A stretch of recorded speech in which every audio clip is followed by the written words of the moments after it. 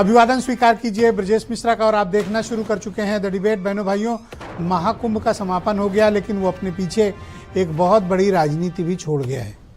अब उसको तलाशा जा रहा है जिसने संगम स्नान नहीं किया। आम आदमी को नहीं, खास आदमी को, कि कौन नहाया और कौन नहीं नहाया। जो नहाया वो हिंदू और जो नहीं नहाया उस पर ढेरों इल्ज़ाम हैं। और सबसे बड़े टारगेट पर राहुल गांधी हैं। और इस बार बीजेपी नहीं बल्कि समाजवादी पार्टी के कुछ नेता राहुल गांधी को तलाश रहे हैं कि वो संगम नहाने नहीं आए। और सिर्फ समाजवादी पार्टी क्यों, बीजेपी भी बहुत नेताओं को ढूंढ रही है जो कह रही है कि फला फला नहीं आए। तो क्या संगम में स्नान करना ही हिंदुत्व की पहचान है, या फिर ये आक्षेप और आरोप प्रत्यारोप की राजनीति का सियासी मायने हैं? आज चर्चा इसी विषय की। बहनों भाइयों, कुंभ का आधिकारिक रूप से समापन हो गया। कल तक जहां सुरक्षा प्रोटोकॉल तामझाम के बावजूद लोग जिस संगम नोज तक नहीं पहुंच पा रहे थे, आज वो सबके लिए खुला और वहां लोग गाड़ियों से दंदनाते हुए जा रहे हैं, संगम स्नान कर रहे हैं। लेकिन समय का महत्व होता है, वो समय महाकुंभ का व्यतीत हो चुका है। महाकुंभ तो बीत गया, लेकिन उसके साथ साथ कुछ वो अपनी निशानियां भी छोड़ गया है। कुछ निशानियां हमेशा के लिए, कुछ अस्थायी और कुछ राजनीतिक, कुछ सामाजिक और धार्मिक भी, जिस पर चर्चाएं नहीं होती। तो राजनीतिक निशानियां क्या छोड़ी हैं? सबसे बड़ी राजनीतिक निशानी ये छोड़ी है कि अब उनको तलाशा जा रहा है जो कुंभ में नहाने नहीं आए। उनको पहचाना जा रहा है, उनको चिन्हित किया जा रहा है, उन पर इल्जाम लगाए जा रहे हैं कि कोई सनातन विरोधी है, कोई हिंदू विरोधी है, कोई वोटों के तुष्टीकरण के लिए नहीं आया, या किसी ने भ्रम फैलाया। कुंभ अपने साथ साथ बहुत से राजनीतिक दलों के लिए अवसर में तब्दील हुआ है। कुछ के लिए सुरक्षात्मक है तो कुछ को जवाब भी देना बाकी है। हालांकि भारतीय जनता पार्टी अभी खुलकर चिन्हीकरण नहीं कर रही है कि कौन कौन असली है और कौन नकली है, क्योंकि बीजेपी में भी ये तमाम नेता नहाने नहीं आए और बहुत बड़े उनके मातृ संगठन के लीडर्स भी कम तादाद में आए। लिहाजा अगर उधर चिन्हीकरण करेंगे तो दूसरी तरफ भी शुरू होगा।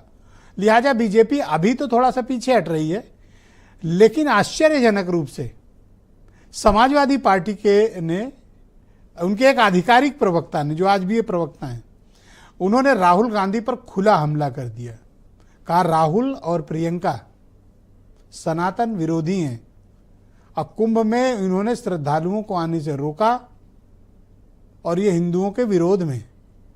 ये इल्जाम कोई भारतीय जनता पार्टी नहीं लगा रही, इंडिया अलायंस के जो अभिन्न हिस्से बताए जा रहे हैं उनकी तरफ से आ रही। दिल्ली चुनाव का हश्र सबने देखा, बाई इलेक्शन में सीटों के बंटवारे का भी मुद्दा फंसा। तो समाजवादी पार्टी के एक लीडर द्वारा खुला हमला करना, और ऐसा नहीं कि सिर्फ सपा नहीं किया हो। धीरज गुर्जर हैं, राहुल और प्रियंका के बड़े खास हैं। उन्होंने भी आईपी सिंह, आलोक अवस्थी के दोस्त हैं, उनके आईपी सिंह जो है समाजवादी पार्टी में आलोक जी के दोस्त हैं।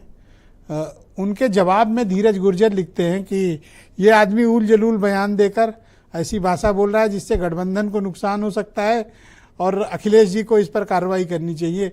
राहुल जी पर की तरफ कुछ कहना मतलब आसमान पर थूकने के बराबर है। गठबंधन भी टूटने तोड़ने की धमकियां या संकट में बात कही जा रही। क्या वाकई में कुंभ में उमड़े श्रद्धालुओं ने नरेटिव बदल दिया है?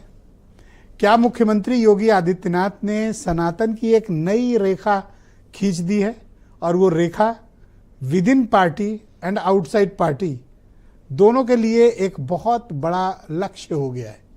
एक ऐसी रेखा खींच दी है जो सबसे लंबी है।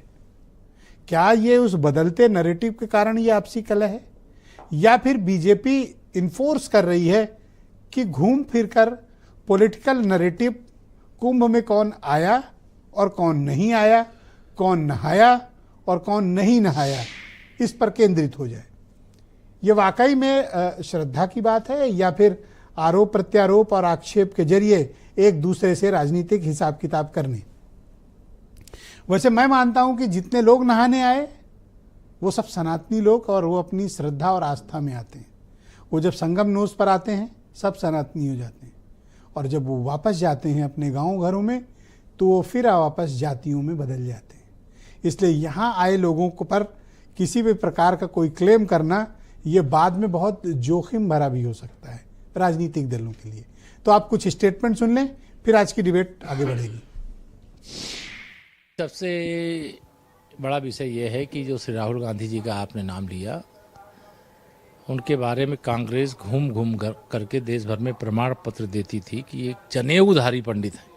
इस पर देश जरूर देख रहा होगा, सोच रहा होगा कि आखिर ये तथाकथित रूप से जो अपने को गांधी खानदान का कहते हैं, जो नेहरू जी से अपने को जोड़ते हैं, जो इंदिरा जी से अपने को जोड़ते हैं, वो क्यों नहीं गए। राहुल गांधी जी या प्रियंका गांधी या गांधी परिवार के ऊपर टिप्पणी करने से पहले वो ये बता दें कि क्या मोहन भागवत जी भी सनातन धर्म पर आस्था और विश्वास नहीं रखते हैं। वो कुंभ नहाने आए थे। हर किसी की विचारधारा का सम्मान करना चाहिए। दूसरे पे उंगली उठाने के पहले अपने गिरेबान में झांक के देख लें। हमने अखबार में पढ़ा कि उन्होंने कहा कि जो फायर वाली गाड़ियां लौटेंगी वो कुंभ का जल लेकर के जाएंगी और सब जिलों जिलों में जाकर के बांटेंगे। तो अगर इनके मन में हो तो ऐसा जिन लोगों ने नहीं नहाया उनको भिजवा दे जल।